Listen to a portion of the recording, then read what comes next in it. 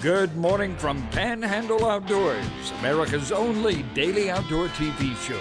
Your source for fishing, hunting, and information for folks who enjoy the great outdoors. Now sit back, relax. It's Panhandle Outdoors.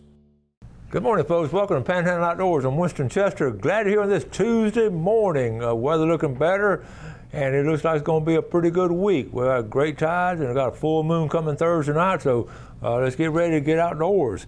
Our weather brought to us this morning by Gulf Coast Air Conditioning. Drew Pollard's company up there in Southport doing a great job for us. Now, listen, it's going to be high today of 85 and low of 77, so not much temperature variance. It's going to be humid.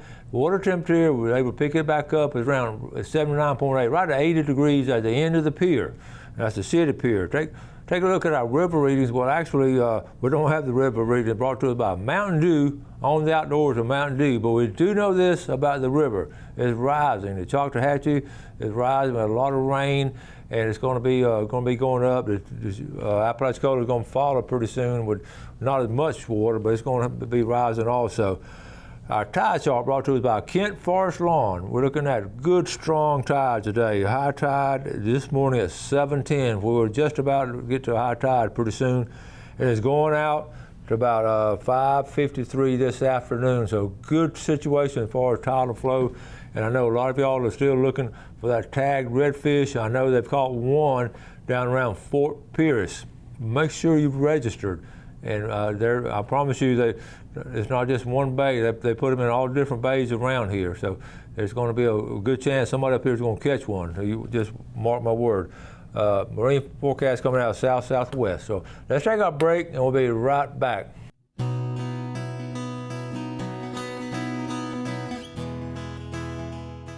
If you remember yesterday, I was did a little segment on reckless driving and crazy drivers and all that. I meant to show this picture right here, so I'm going to go ahead and show it. This goes on yesterday's show. A car's weakest part is a nut holding the steering wheel, and that's sort of fit into what I was talking about yesterday. But I was serious about, making up and just watching out for the other person and all. Now, this next story, but I'm going to tell you before I talk about the picture and all.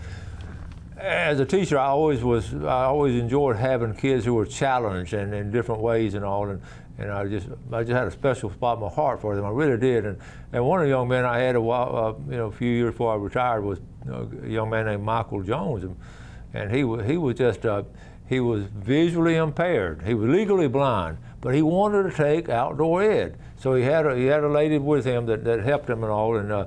I remember him in class so well. He said, right over to my left. And a lot of times, I'd sort of, tell him again and all. He'd always have a smile on his face. This guy I really enjoyed having Michael Jones. Well, it was sort of heartwarming to me. I got a note from him the other day.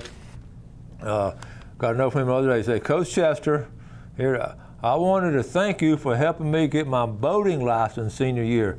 My family recently purchased a Sea Ray, and with a few modifications, I was finally able to drive. Now, okay, here's a picture of Michael and his family right here. And you're talking about, the challenges different people have, and getting that boating license that we got in class, everybody would get a safe boating license. I've encouraged, everyone to do it. Every young person in the state of Florida that's around the water, around the boat, should have that. But here he is, a guy that's visually challenged, and he on that test and all, he was able to answer those questions, and now he has a boating license, and now with a few modifications, he can drive that boat. Now, that's what it's all about, doing something like that and being able to enjoy the outdoors. So thank you, Michael, for touching base with me, and I'm so proud, still proud of you. I was proud of you when you walked in my classroom, and I'm real proud of you now for doing those kind of things in the outdoors.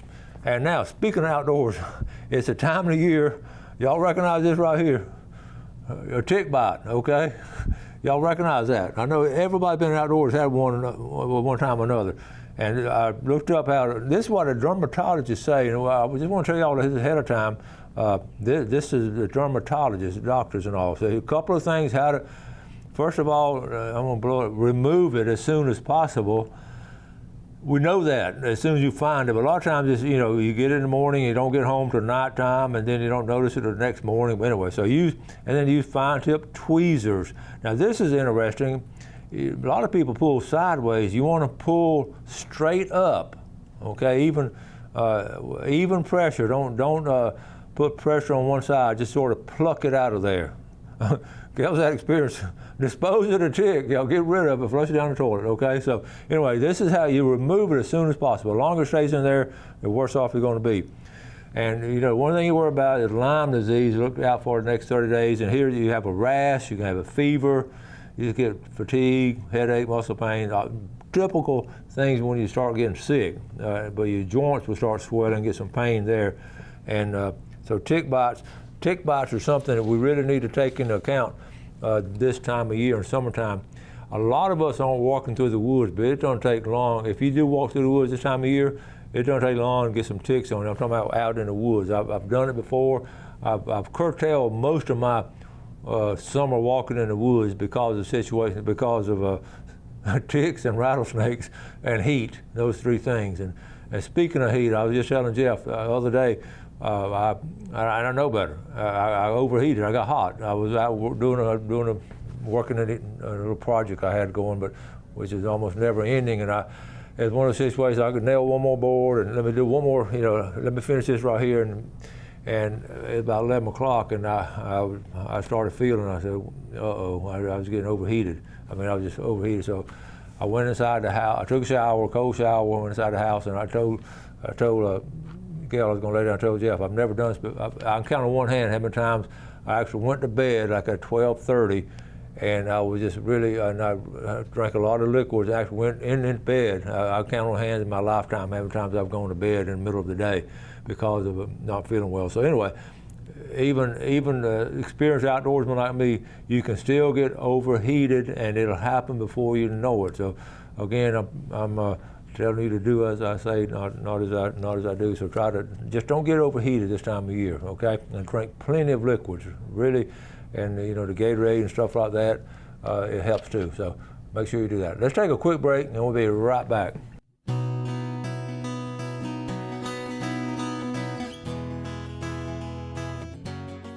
Okay, welcome back. We're going to set up some things. This time of year, so I'm going out and doing things. A while back, my good buddy Scott Lindsay and I took a trip to Fitzhugh Carter. I want to recommend Fitzhugh Carter, right up here on Highway 77, public management area. If you got a call ahead of time, make sure they're working, and they're closed on some days. But those lakes up there are full of fish. And I've shown this video a while back, but this is just a good fishing trip worth seeing again. So let's watch. Then we'll come back after this, and we're going to actually, let me add a couple names. We're actually going to do a fishing report, but let me add a couple names. Mike Edwards from Lynn Haven and Michelle Peterson from Inlet Beach, who bought some stuff from the shop. This is her second entrance, okay? So Jeff, let's roll this video. Folks, up here at Fitzhugh Carter track, Scott Lindsay and I, and we're trying to get to a fishing hole. Scott, how we gonna get our? We're gonna have to put the truck on this side and pull it around. Man, I don't know if we can move that. There've been limbs all in a row. Wait a minute, I'll give you a hand. Let me turn this camera off. All right, Scott. What pond we're gonna fish? What lake we fishing? We're gonna go to the dry pond. This is dry. See how you have to. This is what you gotta do. You gotta bring your boat up here. Yeah, we brought our own water with us. We hit a strong storm. All right. Boat sank before we got here. All right, here's boats over here that they provide for you, but we're gonna use Scott's boat here. We got it by ourselves today, Scott. Yeah, it ain't too crowded, is it? Still lightning. All right, Scott hooked up on the first one. Hey, that's a nice one. Ooh, that's a nice one. Oh! You lost him? We won't eat him tonight. Well, they can boil in the water. Ooh, look at that, baby. Nice one. Now we go got that one in. Is he 8 inches long? I think he'll do. I don't like that thunder though. Once it thunders, it's done lightning. It's all over. Now, folks, I just pulled this one in, but we got to throw him back because he's not quite 8 inches. Scott, you sure he ain't 8 inches? I don't believe you. Man, that's a shame. That's pretty much. Step on him. All right, we're gonna let him go. Our folks got a little rain out here, but and we're moving on to another spot. About what horsepower will go on that, Two Scott? hamburger horsepower 2 hamburgers? or We got one gray mule. You're sculling. Scully. Who taught you how to skull? My daddy, so I could scull him around. I don't know what's going to happen to all these bass fishermen if these electric motors quit, because they have to quit fishing. That's So true. none of them know how to scull. There ain't many of them skull anymore. They don't know how. All right, there he is. Oh, Lord. What you got there, Scott? I got me some weeds. If I can get him out of there. You tangled, got him up in the weeds. Him is still down there. This is a hard one to get. There he is. Oh, that's pretty. Got a little bit of shell cracker in him, hasn't it? That's right. He could probably crack a shell. He's big enough to do it. Now this ain't Mulehead Lake, right? No, sir. So I tell you, this is not Mulehead Lake. This is going to Carter Track. Fitzhugh Carter Track. He ain't all that long. Oh no, you threw that other one back now. We need to keep. Well, this one here ain't 8 inches. That other ain't 8 inches. He sure ain't 8 inches. Well, you gotta be 7.5. That won't do it. 7.5 won't do it. All right, Scott got a fly rod out. Just want to hit this fly right on top of the water back here by his lily pads.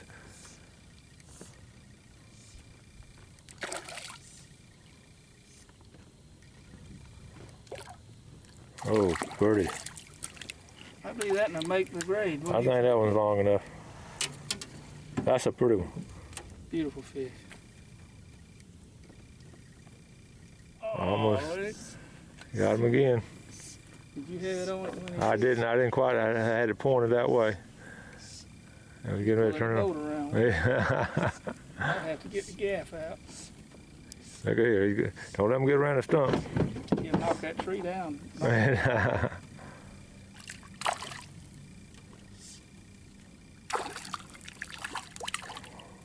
Oh. There's another one. That's his twin brother. Yeah, look how fat he is. These are some healthy fish. There'll be another one in there, dude. Yeah. Oh man, Ain't that pretty? that's beautiful. Cool. What you got there, buddy? Cool. You switched back to the reel, hadn't you? Oh, look at that. Look at that. That is a nice one. You go back to the little spinner. Oh, Lordy mercy. Pretty fish, pretty fish. What you got to say about that? He's blind in one eye. That's why he hit it. He's laying there asleep. Now, can you think of much else we'd rather be doing now? I could like be doing it closer to home where I could do it longer, but I can't think of nothing. Oh yeah. Oh, Lord. There's a hoss right there, buddy. Big old hen brain. Look how big that's. Look how big he is now. How big she is. That's a big old hen. That's a pretty one. That's the last one I'm gonna keep. God just hooked up on another one. He took you in the pad, didn't he? There you go. Oh, there he is.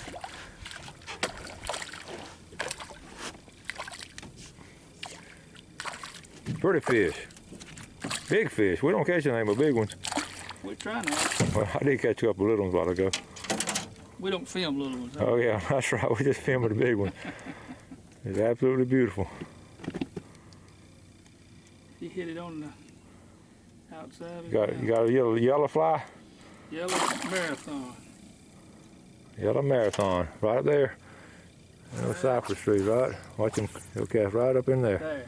Not even getting in line on him. It may be a bass. Who knows?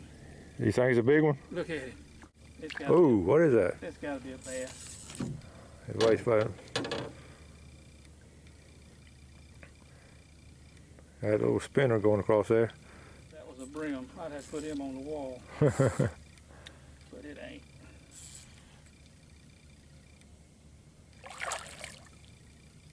Yeah. Nice little bass.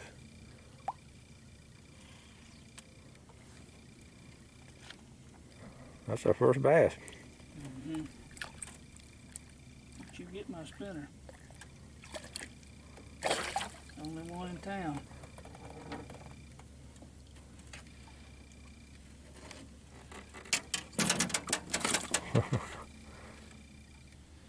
Boy, if that had been a brim.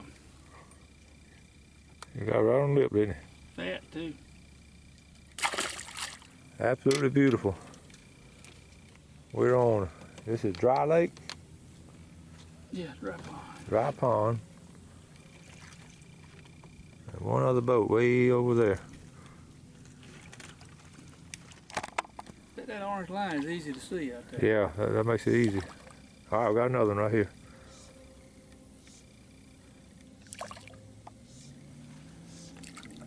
Is that a little bass? That's a little bass. Here it is. One bass.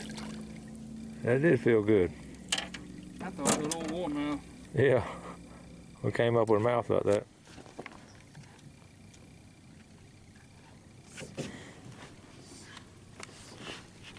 Oh, that's a pretty one.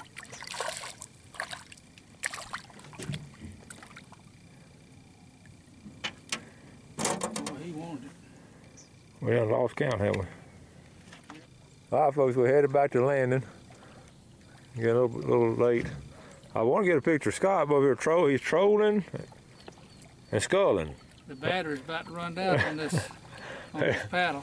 Well, listen, can you do two things at one time, troll and scull? Yeah, trolling, sculling. Well, it's been a beautiful afternoon of fishing. If my phone would ring, I'd get a bite. Why don't you call me? No, I ain't gonna call you now. It's getting late.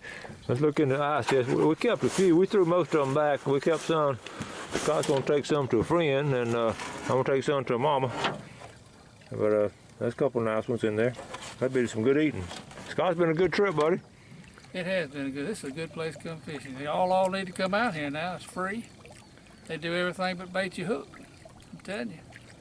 And we caught them. We caught them on crickets, fly, spin. and beetle spin. Flies. All They right. did everything. We're wrapping it up from Dry Pond up here at Fitzhugh Carter Track for Panhandle Outdoors with Scott Lindsay. I'm Winston Chester. Bye-bye.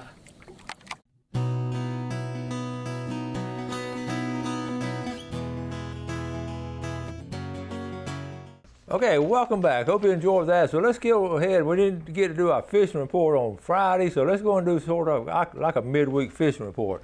I know you'll enjoy that. What I was going to tell you, one of the first things I wrote down, and actually for Friday, but same as for today, the red snapper continues to just be awesome fishing. It's just hot. Red snapper's hot. But a lot of folks are telling me, including myself, we're seeing a lot of mahi 3 or 4 or 5 miles offshore. A lot of mahi out there right now. The mahi bite is really good. So those two offshore or near shore are really good. The local grouper bite has been slow, and you can just judge that by, I see a lot of pictures of captains sending in pictures and all. And you have a bunch of red snapper and a few grouper, and that's pretty telltale as to what's going on with that. Although, and I'm going to try to call Carabel, the sea quarters this week. I talked to him the other day on the phone, and they were telling me one of the captains there he said he had caught more grouper this season than he had the previous 3 seasons together. So that tells you something about the grouper bite down there for Carabel and St. George Island. And speaking of St. George Island, I didn't get to go with our annual June trip with our cousin that came up and stays on the island, but he did go. I talked to him. He said he had a decent week. He said a lot of people are fishing down there now. He said our place is really growing. I said, well, I know the feeling. So, but he did do some wade fishing, and he didn't have his kayak with him this time. So next year we both promised each other we're going to make sure we do some kayak fishing behind St. George Island next year. But he said it was okay. It wasn't anything great, but he caught some nice trout and nothing to write home about. But he did catch a redfish. This is interesting. He said, caught a redfish, and this happened to all of us. He said, almost didn't throw over there. But he threw over there, and it was no grass. It was just about that deep, just sand. But he couldn't see for the glare. And he caught a redfish. He said, "What in the world, redfish are doing up there? Who knew?" But don't let that happen to us a lot of times. We always want to throw where it looks good, but every now and then you got to make an odd throw in a situation. And that was a great situation there for him. Bridge fishing. Black drum, catching black drum off the bridge, the West Bay Bridge, down here in East Point. I showed the East Point Bridge a lot. That's a good time of the year to go on this bridge here. And it's just, let's see, it's just a good time of year to go bridge fishing because you can actually get out. What happens if you get hot, you can walk in there to the car and turn the shade on. But anyway, that's good fishing down there off that bridge. And if you get a chance, you catch a lot of black drum off right now. I wrote that down. Also, the bay fishing, the redfish is really hot. I wrote that down. Flounder, you saw the picture the other day, flounder fishing. You saw Paul Thrasher catching all those flounder. It's a good time of the year now for wade fishing and catching flounder, or even, get in your boat, go to an area where it's not crowded very much, and try to catch some flounder by wading. We've talked about that before. You're real quiet doing that, and it's just a good time of the year to start catching flounder. And of course, also flounder gigging. River fishing, you've seen it. It's been red hot. It's going to be a little slower now. It's going to cool off because of the high water. But when it starts going back down, we got a full moon coming up.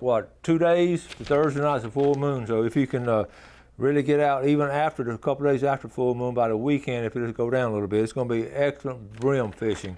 And the river is not right now, but it will be right. Okay, and the feeder creek's going to be good. So anyway. It should be a good weekend coming up to do some fishing if you get a chance to get out and do it.